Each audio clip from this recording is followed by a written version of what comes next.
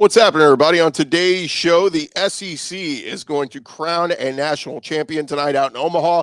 Will it be LSU or Florida? We'll recap the weekend that was in the College World Series. We'll go around the conference with a weekend recruiting recap, and we'll hear from Eli Manning as we got his thoughts on SEC expansion. Locked on SEC starts right now. You are Locked On SEC, your daily podcast on the Southeastern Conference. Part of the Locked On Podcast Network, your team every day.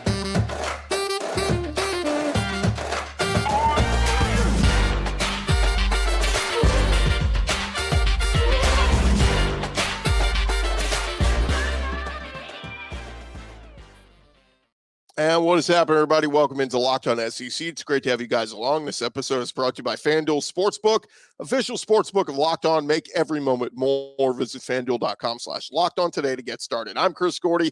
Thanks for making Locked On SEC your first listen every day. We're free and available wherever you get your podcasts and on YouTube, part of the Locked On Podcast Network, your team every day. All right, let's jump into it. Plenty to discuss here on what happened over the weekend in Omaha.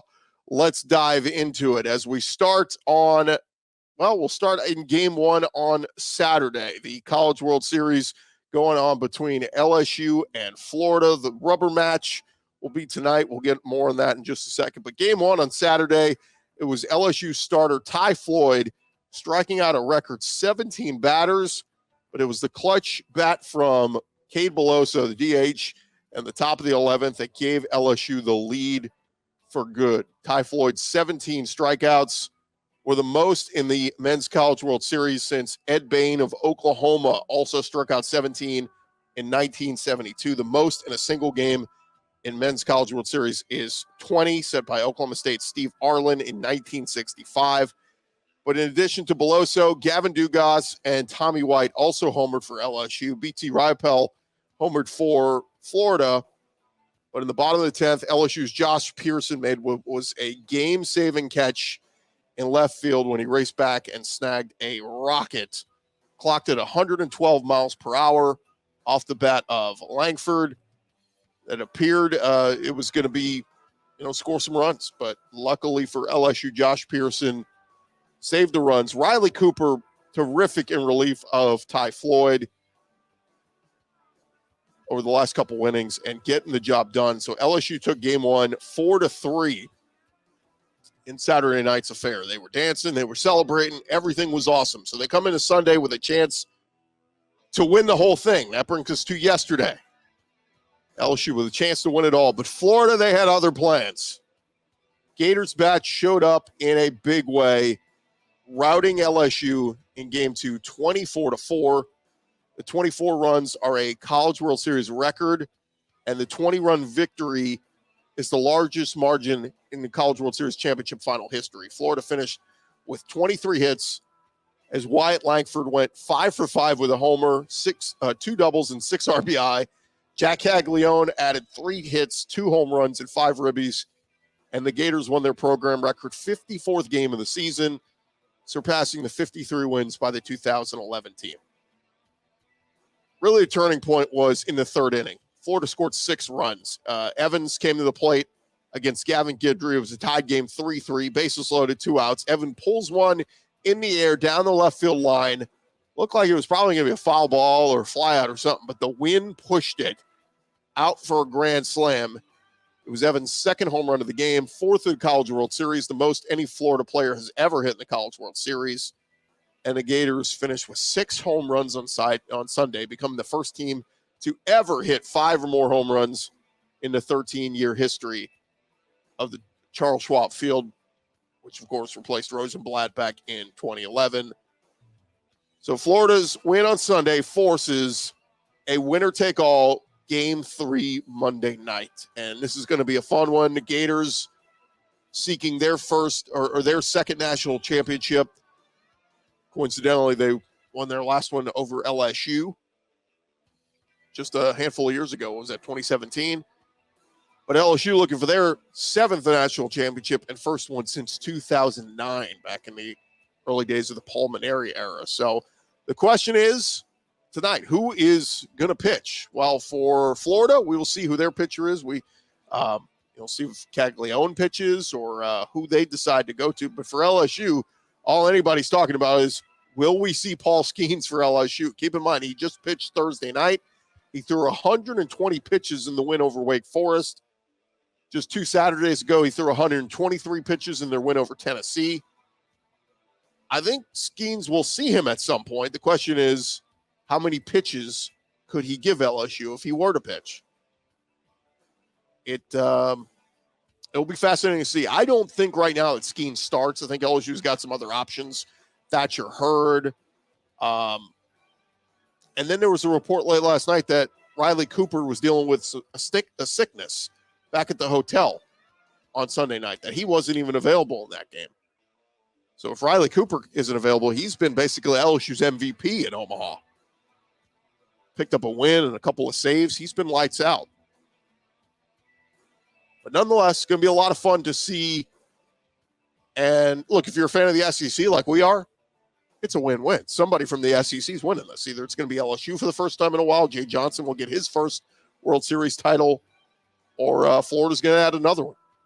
And Kevin O'Sullivan improves that resume even more with a second World Series title. Will be really impressive to see. One more baseball note. Also on Sunday, LSU star Dylan Cruz, he was named the winner of the Golden Spikes Award just minutes before Game 2 of the College World Series. So congrats to Dylan Cruz. He beat out 2 other finalists who were also playing in the game. Well, Paul Skenes wasn't playing, but he was on the bench.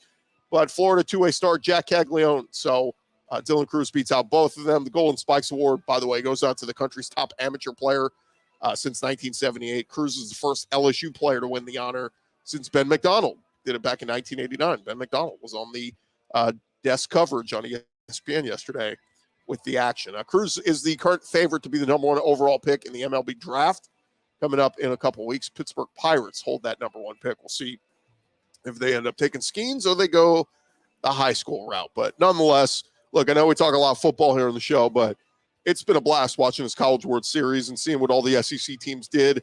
Obviously getting 3 teams in with Tennessee, LSU, and Florida, and 2 of them making it to the championship. And now here we are with a winner-take-all tonight. It's going to be a lot of fun. Can't wait to watch it. And we'll recap a little bit of it tomorrow on the show.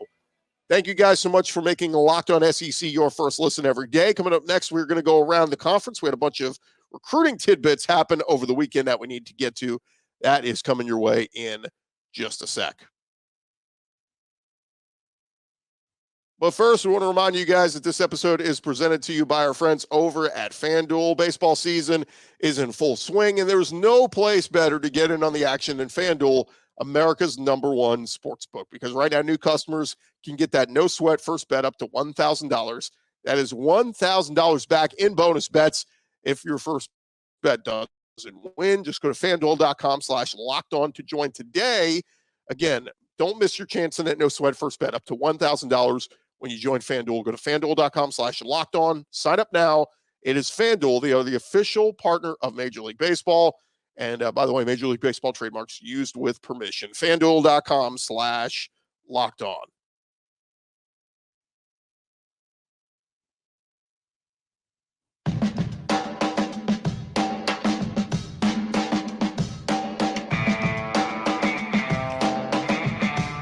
Going along here, Locked On SEC, and man, we got a lot to get into here. By the way, thanks for making us your first listen every day. Every year's, check us out throughout the week here. We're going to be bringing you some of our interviews with some of the quarterbacks we caught up with at the Manning Passing Academy. Will Rogers, Mississippi State quarterback, Devin Leary, Kentucky quarterback, Joe Milton from Tennessee. All those guys going to join us throughout the week here on the show, so make sure you are checking that out. All right, let's jump into it. We got plenty to discuss. Let's go around the conference. Boots out to the right. Takes the handoff. What a catch! Around the conference. And we start over at Tennessee as Joe Milton is taking part in that Manning Passing Academy this week, as we just mentioned, and he wowed a lot of folks in attendance with his deep ball performance. Friday night, Milton and other quarterbacks hit the field to show what they could do with their arms. While a number of players performed very well, it was Joe Milton stealing the show with some impressive deep passes. According to Jim Nagy of the Senior Bowl, Milton was one of 3 quarterbacks to hit the deep golf cart in a skill passing competition. Others in attendance noted some of Milton's throws went 70 to 80 yards in the air. Look, I was there watching a lot of the quarterbacks coach up kids, and Joe Milton was definitely one that was grabbing a lot of the kids' attention, and he's the real deal. We're going to find out when he gets on the field, but is he the guy that can, doesn't have to replicate what Hendon Hooker did, but can he pick up this offense and keep this train rolling? We're going to find out. But obviously, look, Joe Milton grabbing some headlines. There was one writer I talked to at the Passing Academy who told me he thinks he's got more upside than anybody in college football this year in terms of quarterbacks. Like, if everything hits for him, Joe Milton the sky's the limit. And he could be the next big thing we're talking about in the NFL draft next year. It's going to be something fascinating to keep an eye on. All right, other news going on around the conference over at Vanderbilt. Their depth chart took a little bit of a hit as a second-year player who was expected to contribute this fall goes down with injury, according to 24/7 Sports. Redshirt freshman tight end Cole Spence tore his ACL this offseason for Vanderbilt. He is from Roswell, Georgia, 6'7", 247 pounds. Played in just 4 games last year, mostly on special teams, and took that red shirt. He was seen as one of Vanderbilt's top 2 options at tight end heading into fall camp. They got returning tight end Justin Ball, and Cole Spence was expected to contribute, but we will see what happens at the tight end spot for Vandy, as it sounds like Cole Spence is done for the year with the torn ACL. Commodores will open the season at home against Hawaii on August 26th. Crazy to think we are just 2 months away from the season starting with Vanderbilt and Hawaii. Cannot wait. All right, other news, Jimbo Fisher and the A&M program, they are mourning the loss of defensive ends coach Terry Price, who passed away on Friday. He's a former player for the Aggies, played in the 1980s, came back to A&M under Kevin Sumlin in 2012. Jimbo Fisher kept him on the staff after he took over the Aggies in 2018. Jimbo Fisher said in a press release, Terry was not only a great Aggie, football coach and recruiter, he was an even better person, father, and a man. The impact he had on this program is immeasurable. Our football family suffered an incredible loss. Price was known as TP around the program and was praised as a great developer of young men, helped coach guys like Myles Garrett, Justin Matabuke, DeMarvin Leal, and was also known as a great cook with legendary barbecuing skills. So rest in peace to Terry Price, former A&M assistant coach, and tough news there over in Aggie land. All right, how about some recruiting news? Texas A&M, they're on a hot streak. The Aggies picked up 3 commitments over the weekend. They got things started with a 4-star tight end in Eric Carner. He announced his commitment on Thursday. Later that evening, they got a linebacker from California named Jordan Lockhart, and he committed to the Aggies. 6'3", 230 pounds. Lockhart, 4-star linebacker, the number 31 linebacker in the class of 2024. And then on Friday, they picked up an in-state offensive lineman from the Houston area, Cohen Eccles, committed to the Aggies. 6'3", 285 pounds. He's a 3-star, the number 46 interior offensive lineman. There was a defensive back, Andy Jaffe, who was going to the ACC but flipped to the SEC. Andy Jaffe, defensive back out of Florida, announced instead of going to Wake Forest, he's going to Ole Miss. I had the wrong graphic up there if you're watching our YouTube channel. Ole Miss, less than 24 hours after decommitting from Wake, Andy Jaffe announced his pledge to Lane Kiffin, shared the news on social media. He's 6 foot tall, 175 pounds, 3-star recruit, the number 98 safety in the country. Tweeted out, said it was a difficult decision with Jaffe on board. Ole Miss now has 14 players committed for 2024. Over at Mississippi State, they picked up another recruit for their 2024 class, beating out Ole Miss and a couple other programs. 4-star offensive lineman Jimothy Lewis out of IMG Academy, committed just after midnight on Sunday morning. Big pickup for Mississippi State, the number 206 player in the country, the number 19 offensive tackle prospect in the country. And Mississippi State now has 14 commitments. Bulldogs already have 6 4-stars in this class. sitting at number 17 in the country, according to the 24/7 Sports composite rankings. Over at South Carolina, they picked up a running back from the state of Georgia, Matthew Fuller, committed to the Gamecocks over the weekend. 6 foot tall, 210 pounds. Is a 3-star prospect, the number 45 running back in the country. That puts South Carolina now at 12 commits for the class of 2024. Over at LSU, they picked up a commitment from Michael Turner, wide receiver from John Curtis High in New Orleans. Shared the news on his Twitter over the weekend. 6'1", 170 pounds, 3-star recruit, the number 9 player in the state of Louisiana, number 37 athlete in the country. And appears he is set to be wide receiver. He's being recruited by Cortez Hankton, LSU's wide receivers coach. So that helps LSU's class. They did lose a couple of commitments, though, over the weekend. LSU lost 4-star cornerback Zion Ferguson, who had committed to LSU back in September of 2022. He flipped to North Carolina on Sunday after an official visit to Chapel Hill. And then they also lost Maurice Williams, a 4-star defender out of the Houston area, who flipped his commitment to the University of Houston. So LSU losing out on a couple of kids there. Over at Kentucky, they made an addition to their 2024 class in 3-star tight end Willie Rodriguez. He's the number 62 tight end in the country, the number 10 player from the state of Kentucky. And Kentucky now has 9 commits for their class of 2024. Rodriguez, the 4th in-state prospect to join their class. And a quick SEC hoops nugget. Oscar Tshiebwe, one of the best players in college basketball and the SEC over the last couple seasons, was the National Player of the Year in 2022. The NBA draft last Thursday night, Tshiebwe was not among the players selected. So while he didn't hear his name called, he did sign a 2-way contract with the Indiana Pacers, according to reports. So congrats to Oscar Tshiebwe.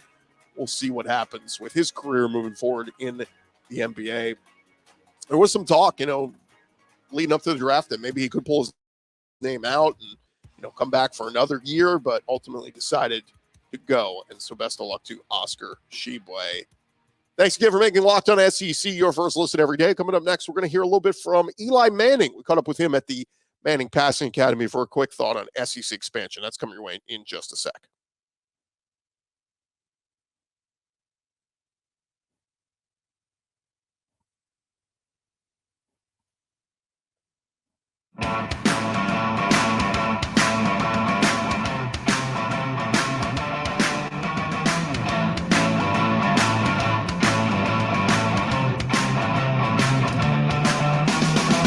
Going along here, Locked On SEC, and I want to give you guys a couple thoughts being out at the Manning Passing Academy over the weekend. It's a really fun event to go to if you guys ever get a chance to send your kids or nephews or just whoever, any kind of relatives that might be interested in going and getting coached up by the Mannings for the weekend. But it's cool to see a lot of the kids out there, college quarterbacks, getting to coach up some of these kids and seeing it firsthand in person. And was cool to see. Let's see if we can get the graphic up there. Cool to see guys like Will Rogers and Joe Milton, among others, kind of coaching these kids firsthand and, kind of getting to see them in that element. Because, look, while you're a starting quarterback out of school in the SEC, it doesn't necessarily mean, that you're a good coach or going to be good coaching up kids. And so seeing guys like Will Rogers and guys like that in their element was really cool. Drake May really stood out. The North Carolina quarterback. It was fun to see him interact with the kids. Like I mentioned, Joe Milton, Will Rogers, Drake May, Devin Leary. So anyway, we'll have some of those guys on the show later in the week here on Locked On SEC. Make sure you're subscribed and checking us out throughout the week. All right, before we get out of here, I did want to play a little bit for you. We were able to catch up for a brief minute with Eli Manning, and I just had to get the question in, ask his thoughts on the SEC expanding, Texas and Oklahoma coming, staying at 8 games, not going to 9 games. And, of course, there's a certain quarterback that's related to him that's going to Texas, and they're coming to the SEC soon. So, of course, whenever down the road they play Ole Miss, what's he going to root for in that game? So here was our brief minute, just throwing a couple questions at Eli Manning. Eli, just curious your thoughts on the SEC expansion. We got the schedule already for next year. You have any thought on that? Should they go to 9 games? Anything with Oklahoma, Texas coming to the conference? Yeah, that's it's, above my pay grade right there, making those decisions. So I'm here to watch them, support them. I'm excited about Texas and Oklahoma joining the SEC. Get my nephew at Texas in the SEC. Get to watch him compete against some of the same teams and schools I got to go against. And so I think it'll be a great addition, and they'll figure out how many games to play. Everybody will be watching. All the games will be important. Ole Miss, Texas. Who you rooting for in that one? Well, it depends who's the starting quarterback, I think. So we'll figure that out. That again, Eli Manning at the Manning Passing Academy. Appreciate him for that. One other quick note: Luke Altmyer, quarterback that was at Ole Miss, of course, lost the battle with Jackson Dart just a year ago. That was a battle that went into the season. If you forgot, Altmyer really pushed him. Ultimately, he decided, I'm not going to stick around here. They bring in Spencer Sanders, Walker Howard, all these different pieces. So Luke Altmyer hits the transfer portal and decides to go to Illinois, where he will be with Brett Bielema, former Arkansas head coach, now at Illinois, and doing a great job there. But caught up briefly, very quickly, with Luke Altmyer on his decision to leave Ole Miss this offseason. Here was Luke Altmyer.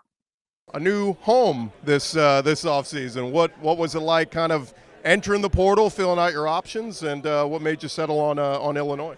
Yeah, it was a super crazy transition, and being around so many guys here that kind of went through the same thing, and seeing their perspective of it and comparing it, it's really cool. But it was a lot of decision having to be made, and a lot of uncertainty, and looking for direction, but sometimes it wasn't there, so it was difficult. But just kind of listening to what other places were telling me, and kind of seeing what my heart was telling me, and ultimately led me to Illinois. So it's been a great transition, a lot of great people there, and I'm super thankful. That again, Luke Altmyer. Thank you guys so much for making the Locked On SEC your first listen every day, and shout out to our everydayers. Next couple days here on the show, you do not want to miss it. We are going to catch up with Will Rogers, Joe Milton, as well as Devin Leary. Some great interviews with some of those SEC quarterbacks heading into this season you do not want to miss. And then tomorrow's show, we will touch on who wins the College World Series tonight. Is it LSU or Florida? We'll recap all that for you on tomorrow's show. I'm Chris Gordy. This has been Locked On SEC. You guys have a great day. And again, come back tomorrow. We'll be talking all things SEC right here on Locked On SEC.